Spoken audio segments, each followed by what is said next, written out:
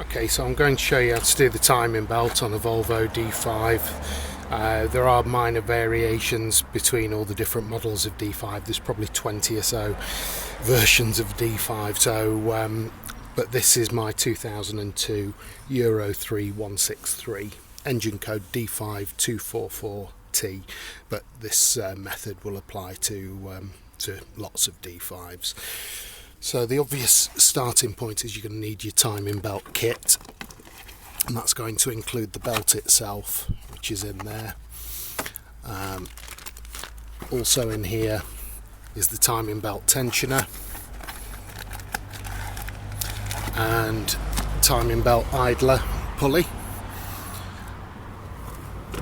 Now, you don't have to do the water pump, it's not an absolute thing. You just kind of weigh it up once you're in there, and you check the water pump for roughness, check the bearing. If you don't want to take the chance, then by all means throw in doing the water pump as well. It adds about £100 onto the bill.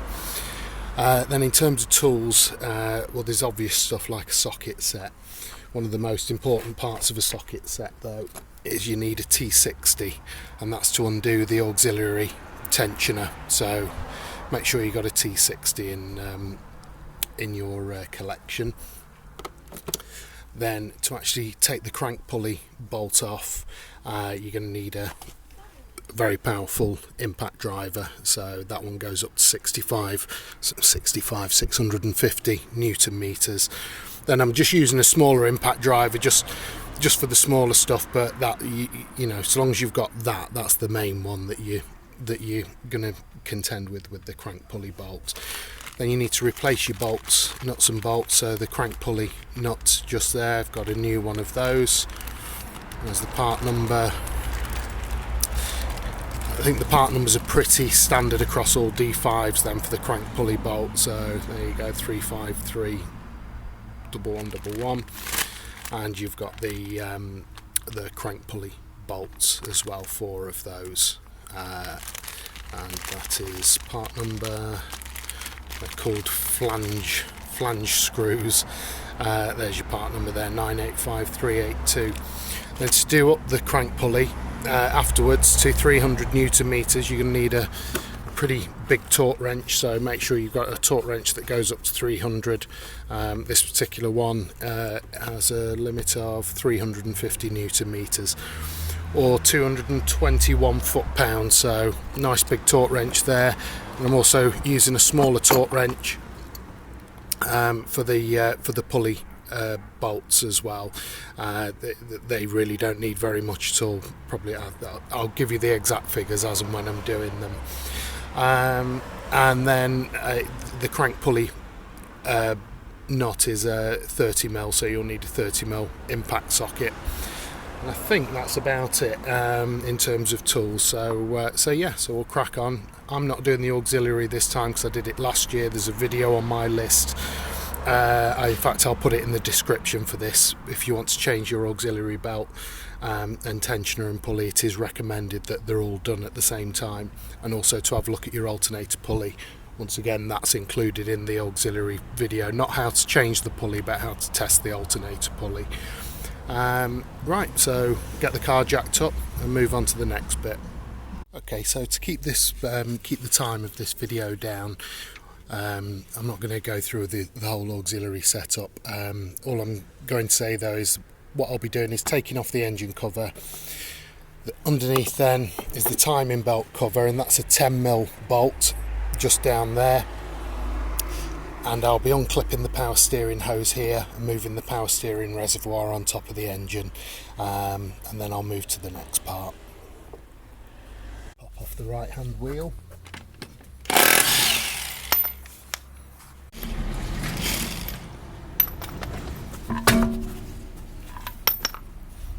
Then in the wheel arch lining, you've just got these 10mm plastic bolts here, plastic nuts. There's 2 of them, one there, one just tucked behind the hose, just here. That takes off this metal guard, and it'll allow you to peel back the wheel arch. Decided to use a few cable ties strapped through just to keep everything out the way. so I can get access to the crank pulley there, and I'll have sufficient space to get the impact driver onto it, impact wrench. So now we get the impact wrench on the crank pulley nut.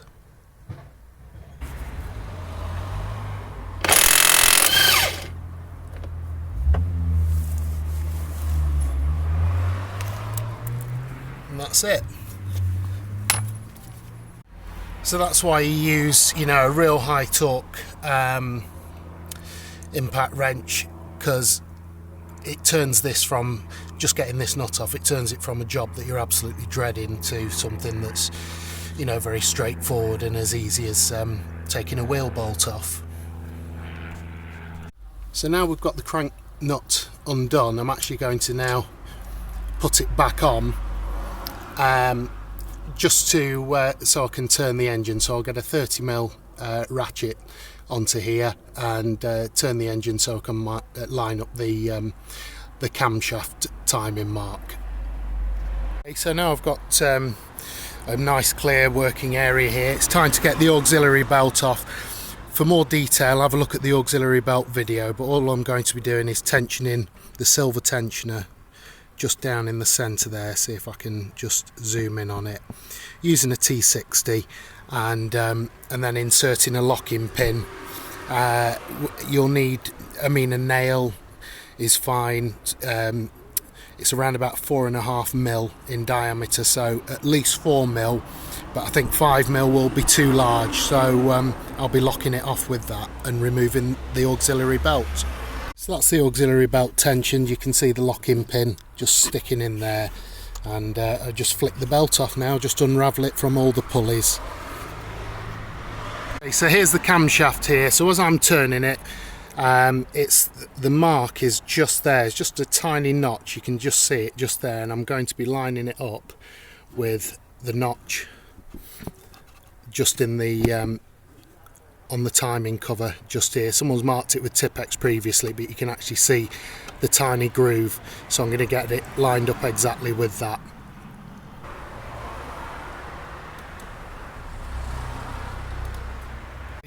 So we're getting close now.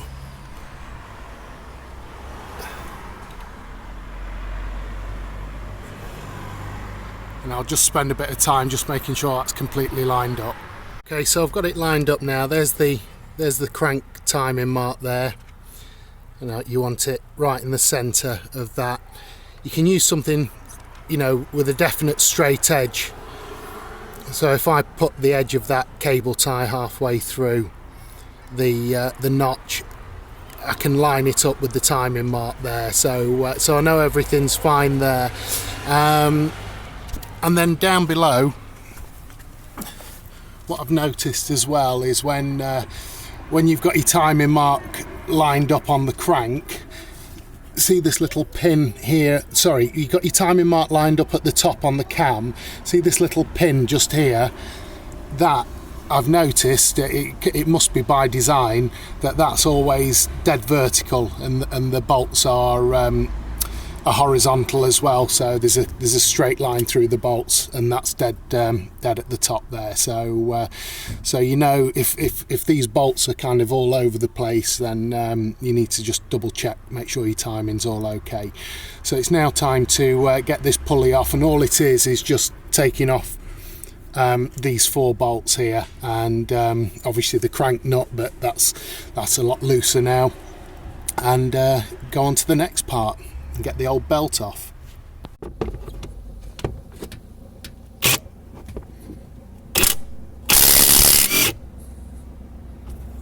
I forgot to mention that because access might be limited for an impact or power tools to undo these, when you turn in the crank to line up the cam timing,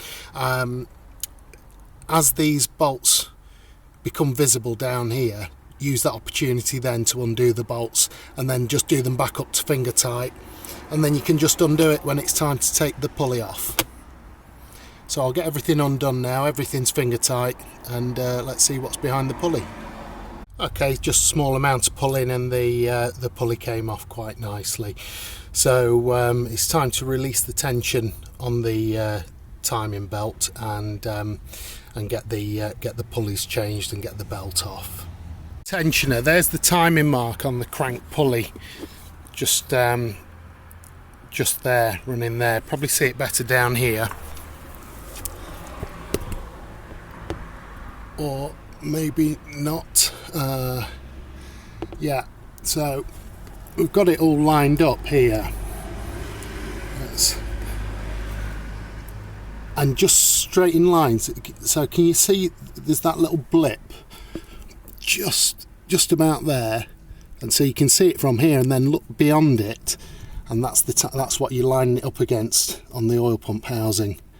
So that's how you know your timing's okay on the crank pulley as well. Okay, so I'm going to be undoing the tensioner, which is that one that I'm just focusing in on there. And what I'm going to do, I'm going to undo the bolt, just get it loosened off, and then you probably can't see it, but on the tensioner then, let me just sort my zoom out.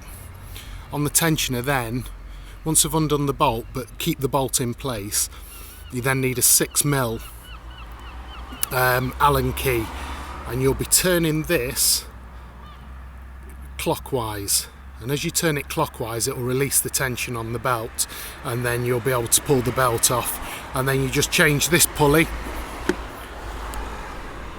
and that's the idler pulley there. So I'll be taking those off after I've taken the belt off, and it's as simple as that. And then we'll be putting the belt back on, and I'll show you how to line everything up there.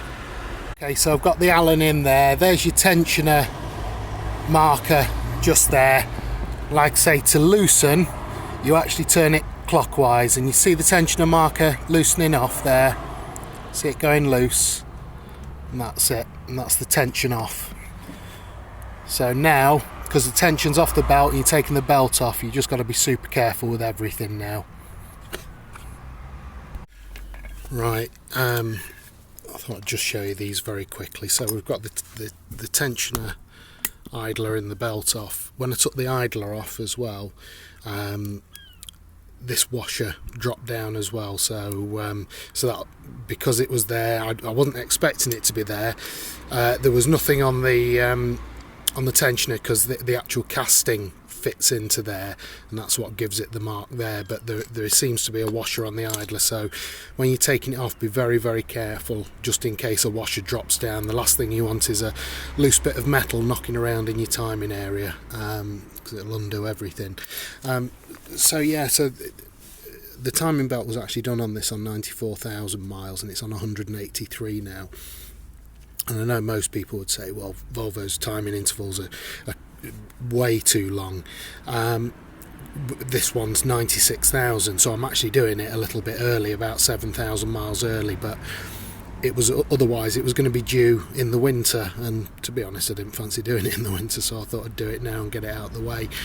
But the quality of the components that Volvo uses, I mean, this bearing has done, best part of 90,000 miles, and it's still very, very smooth.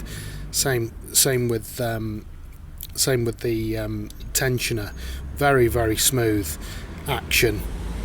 No roughness. I mean, it's kind of turning a bit on its own now. You can tell it's a few years old, but it's still in incredible condition considering the mileage that it's done. So that's why I always would recommend genuine Volvo for the timing area, because the parts that Volvo specify, even though obviously Volvo don't make them, a company called Inner make the pulleys, the quality is unbelievable. In this timing belt, we can still see the print on it there, still exactly the same, genuine timing belt, no cracks, no splits, just nothing at all, and that's what you want. You don't want a timing belt to be on its last legs when it's being changed. You want it to still be doing its job and not risking your engine. So always go genuine. And there's a timing belt buying guide on my channel, and that will talk you through everything you need to know and why it's not as expensive as you think to keep everything top quality. Right, what we're going to do next, we'll move on to the next clip. Okay, so I've got to be nice and careful for this. All I'm going to do is just have a check of the water pump. It's that pulley just dead centre of the picture, just there. I'm just going to give it a little flick around. Just I'm going to be feeling for any roughness. I've had no coolant loss at all. Recently done a coolant change on the car. There's been no coolant loss. There's certainly no roughness there. There's no axial play, so that's when you kind of see if it's turning on its runners at all. I'm going to struggle with my arm in there to show you, but basically you get it, and just see if there's any sideways play like that. And I've got none of that going on. And once again, for the specification that Volvo have on the water pumps, this is still original, so this has done 183,000 miles and it's still doing the business, and I have no intention of changing it. So on any other make of car, you'd be crazy to not change the water pump whilst you're in there, but on the Volvo D5, the length of service of the water pumps is pretty legendary. So no, I'm going to just leave it as it is and get everything back together. Obviously, when you're checking things like that and you're putting your arm in the bay, because you've got no belt securing the crank to the cam, be very, very careful. Don't be moving the crank at all. The crankshaft, it's the camshaft at all. Goodness me, getting mixed up. Right, let's get this belt back on then. Okay, so I'm going to put the tensioner and idler back on. I'm going to reuse the bolts. There's no problem reusing the bolts for these. They're not tightened up very much. They're not under any strain at all, because it's the bearing in the pulleys that take all the effort. So make sure you've transferred the washer on the tensioner there, same again on the idler, and also, like I say, the idler also had a washer at the back, so make sure you transfer that over. The torque figures you're looking at, where are we, just here, timing belt idler pulley 25 Newton meters or 18 foot-pounds, and the tensioner 27 Newton meters or 20 foot-pounds, so almost identical in terms of tightness. The idler you can do up to full torque straight away. The tensioner, what I'll be doing with that is I'll just be tightening it finger tight. Make sure these lugs here, these two lugs line up with a marking on the block. I don't know whether you can see it through there, but there's a very obvious mark where these two lugs are upright. Okay, so you do the tensioner up just to finger tight, because you're then going to tension it using the Allen key once the belt's back on and routed correctly. Okay, so when I put the belt on, you want to obviously have the writing facing you once it's all in place. So have it facing you like that, and then send that upwards into the engine bay.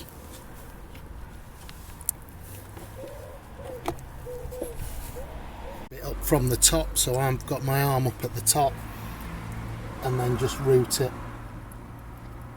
onto the pulley,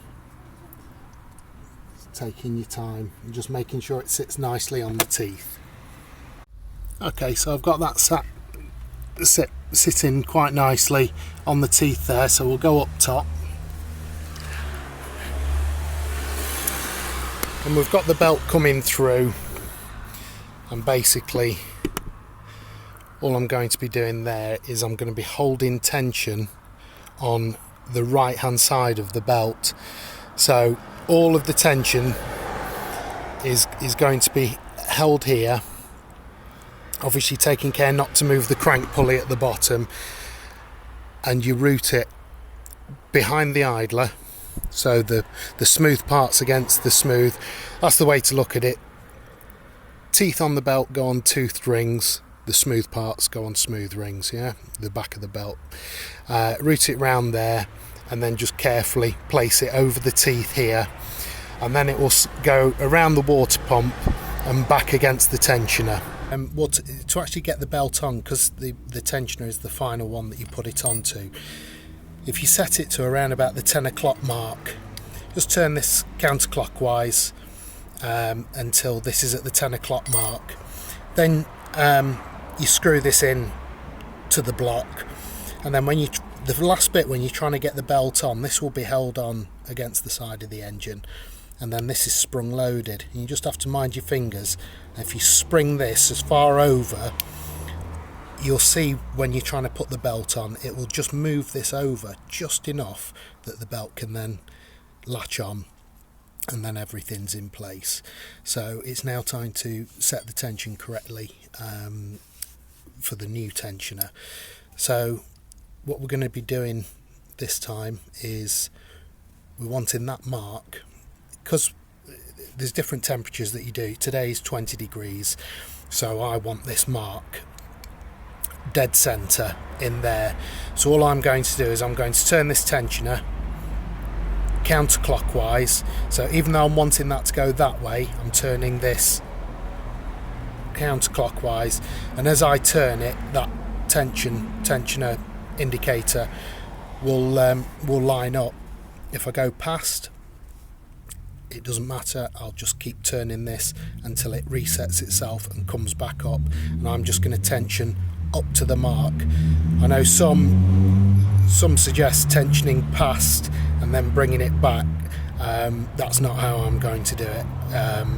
It's just going to be tensioned up to the mark, and if I do go past, I'll reset the tensioner by turning this all the way around and do it again, and hopefully it'll come clear when I do it now. Okay, so we've got the Allen key inserted here. The bolt's done up just finger tight, and it's this indicator here that I'm looking to get dead centre between the markings, and you'll see the belt taking up the tension.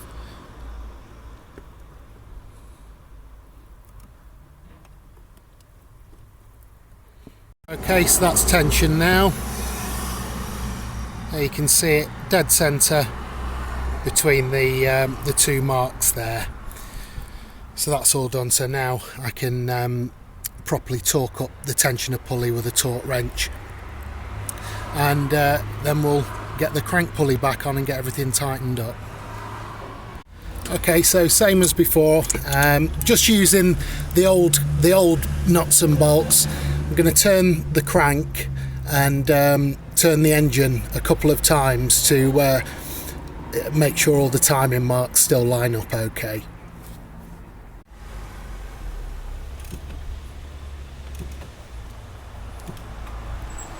Okay, so I've turned the engine a couple of times and lined up the cam pulley mark again,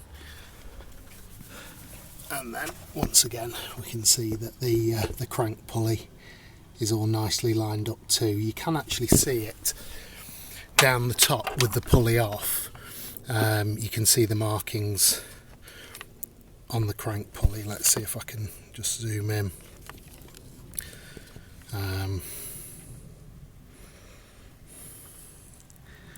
Yeah, there's a slight ridge on the pulley. Get my hand in there. That slight ridge there, just follow it across. Look at the tooth on the cam belt, on the crankshaft, and just follow the tooth. That's on the back edge of a tooth, and the back edge of that tooth will line up with that marking just there, the little bit sticking out of the casting on the other side. Let me put my case. So I'm going to use the crank lock-in tool. Now you can use the old bolts to secure this to the crank pulley, but because this is so thick, this is about 10mm thick, what I've decided to do is just buy some more. These aren't suitable to be the actual crank pulley bolts, but I've just bought some bolts which are 10mm longer. See how they're just that little bit longer there, and it just means that it'll give it a really good hold on there. So if you do want to buy some more, if I remember right, it was an M10 bolt. These are 30mm thread, but I've gone for 40mm thread, and I can't remember whether it's 1 or 1.5 mil pitch. So yeah, so I'll get this on and I'll be fitting the brand new crank pulley nut. Okay, so I've got my torque wrench up to 300 Newton meters. I've got the locking tool in place just there. So as I turn the central pulley knot, the crank pulley knot, the tool will then come down against the subframe and lock against that, and that will let me put all of the force I need into the crank pulley knot.